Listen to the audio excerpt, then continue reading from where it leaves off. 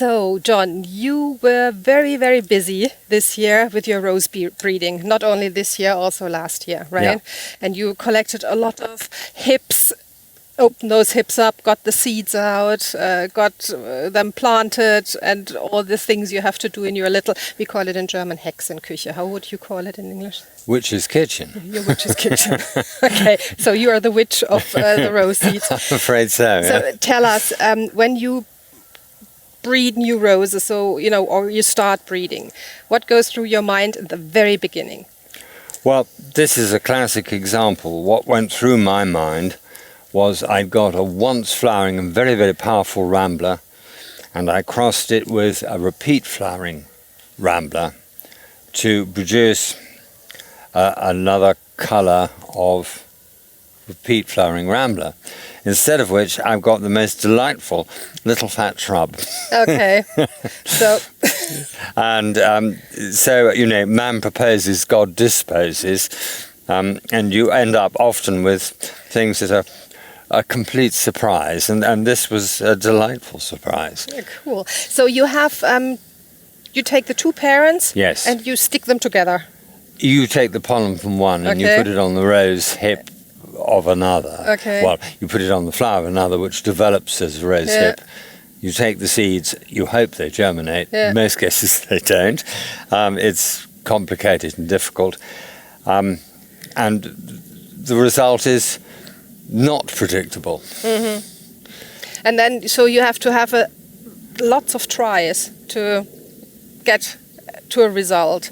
So Exactly. you do sort of, do you do on the same rose different hips with Yes. different pollen, Yes. or? Yes, oh yes. Oh, yes. so that is what you always see then with all the little sort of white Labels. things, Yeah, labels. exactly, So yeah. they have all different pollen on their. Exactly. So when you find a good seed parent, you then want to use as Okay. much as you can on it, because you know that the seeds from that are going to actually grow and Okay. germinate. So and then you take the seeds, you plant the seeds in your trays, Yeah. I believe. That's right. Okay, and then you wait for the little seedlings to pop up. And they do, little tiny people. And then you, very early, you pot them on. Yeah. And So you pot all the seedlings that pop up and you pot them all, and then That's a labor of love. it is. And then you have to harden your heart. This is the awful thing, because when they start to come into flower, you actually have to say, well, is that going to be a nice rose? Is it going to fill a nice place in the collection, or is it actually similar to something else and not quite as good? And so you actually have to end up by discarding a lot. Okay, but how do you know? Are they exactly what you see when they first come in flower? No. Can you judge by No, that? you can't. But you can. It's just your. You can tell a lot. Okay. You can tell a lot. But actually, when they're budded, you then know exactly what you're looking at. Okay, so wait. So they pop up. You potted them. They show their first flowers. You see the leaves, the foliage. So you get your kind of like instincts going. Is that a good one? Is it a good? What do you want? And then you decide. Okay, this is the one I'm going to breed on from that one, or I'm going to grow that on. Is that where you put these little kind of red thingies? These, Yes. The red, little red strings. The little red strings. Yeah, that's that. That's always the sign. So this one's gonna be budded now. That's correct. Okay. And why do you need to bud them? So what's happening there? Well, you need to bud them so you can tell exactly what it is, Okay. because you've got your other roses to compare it to. Okay. So you can see immediately, how vigorous it's going to be, what sort of quality of plant it is, and then Okay. that will also help in the process, because it's not just a pretty flower, it's the habit. Okay. Has it got lots of stems? Is it easy to look after? One of the criticisms of, if the stem is too long and rather thin, then it rains and the roses fall over like that. Oh, I hear English roses. Sorry. Didn't say it. Me. Yeah. But this is where the beauty of the flower alone is not enough. Yeah. You actually have to have The whole. the whole thing. if you look at Pretty Pink Pet, for example, over there, That's gorgeous. We have to go over there yeah, later. it's just got all the virtues, and that's what you really want to find. You know, an easy habit, easy for the customer, the public to look after. They don't have to have a sort of degree in rose pruning. They just need to go snip, snip, snip. And have fun with it. Exactly. And no worries, no headaches. We have headaches enough as it is. Truly, everywhere. truly. Not in your rose garden. So anyways, the point is jumping back to the budding. Yep. So we do the budding here, or the growing of new roses or of roses in our pots actually, which is pretty unusual. We don't have rose fields anymore. No. So the mass, the sort of, the thousands of roses we get from our contract growers in other countries, we buy them in, they grow them on contract for us, but all your little sort of witch kitchen new varieties and some other ones, specialities we grow in these pots here. So we have the understocks, the understocks, exactly. We get them, we pot the understocks, and then you have like a rose field in pots. You have a rose field in pots. Which is actually quite nice. And the excitement is that we're actually doing a new rose garden. And we're going to have trial beds with these actually growing in the trial beds so that we can really look at them as garden plants. And that's the excitement. But to get to that stage, we have to do them in pots. Okay, so you had your understocks in the pots. So you budded your new little seedlings with a red string. Yeah. As we show the budding right now here, it's like you do that T-cut in the understock, and you take out the little eye from the rose you want to bud, and then you put it in there, and then it grows. Yeah. And then for the first time, like here, you really get the impression, or a better impression of what the rose is going to be, because now it's kind of like more stabilized in its genetics, or how would you call that? What does a budding do to the rose that it's? Well, first of all, it gives it more vigor than it will have as a seedling, because the root system is greater. So that's the first point. The second point is the colour is likely to be accurate.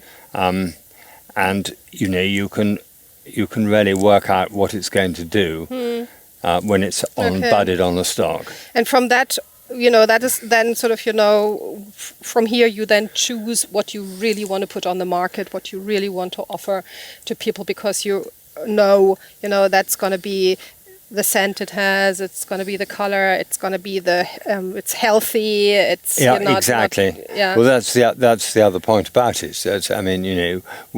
We really need to know that the plant is a good garden plant. It's not enough to have an exquisite flower. Do you know that in the first year, or do you have them on trial over several years? Do you know that at this stage, or do you? At this stage, you don't know a great deal. Okay. What we need to do is to get that into the ground. Okay. So that's why we have our trial grounds then. Exactly, and then we can see what it is as a garden plant. Does it get mildew? Does it get black spot? Is it easy to prune? What happens in the rain, most importantly? What you said before, right? Okay, so from that stage, it goes into our trial beds, and then you look at them for the next 2-3 years and see how they.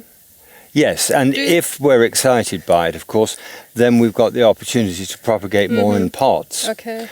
And then if we say, yes, it's a go, then we've got the material to send to our partner nurseries so that they can then grow it in the rose fields. In bigger numbers, in bigger numbers, right. So it doesn't take 5 minutes to produce a rose on the market. Yeah, well, it's a hell of a lot of work and a very long process. Yes, and quite a significant investment too. Because needs a lot of experience too. Well, yes, all the way through from the original hybridizing to the raising of the seeds to. So, do you have roses in the pipeline right now for people who would like to have their own rose named after them? Yes, that's how roses got their names, a lot of them, that people actually sort of, bought the rose. Yes, the traditions of it go back quite a long way. Certainly one of the first ones was Madame Isaac Perrier, and she was the wife of a Parisian banker. Okay. And it's a magnificent rose, I should say. It's a wonderful, large rose. Gorgeous. Lots of perfume. And all her friends said, oh yes, it's large, it's blousy, and it smells. Oh my God. And the husband bought it for But his wife. the husband bought it for his wife as a present. And I mean, it's still one of those roses that is an enchantment to grow. But note, all these roses used to have the Christian names of the guys, of the husbands, not of the women, right? Yes, yes. So it was Madame Isaac Perrier, so he Yeah, was also absolutely, in the rose, yes. you know, like, okay. Yes, but we've progressed a bit. I mean, Miss Elizabeth Bennet, for example, Exactly. is... So that has definitely changed. But a wonderful rose, though. Okay. Wonderful. So if anyone out there is interested in John's rose breeding program, just get in touch with us. You know, down there in the captions, you find all the email addresses, everything. And you can also ask questions. You know, we come back to you and answer all these questions. Sure. These roses in front of you, John, you choose for our famous video cat Seppel. The ones of you who follow our German YouTube channel, you know Seppel, you know, the video cat, the boss here in the nursery. Surely. So these are already sort of reserved for Seppel because we have a nice voting going on with our followers on the German channel. So they are voting which rose is the right rose for Seppel. And so these are already reserved, you know. That's right. But we are very, very curious and very excited sort of what's coming out of that voting. And for today, thank you so much, John. Was very interesting. Hope you guys liked it too. Subscribe if you like it, and then we see you another time. Thank you. Thank you. Bye-bye. Bye.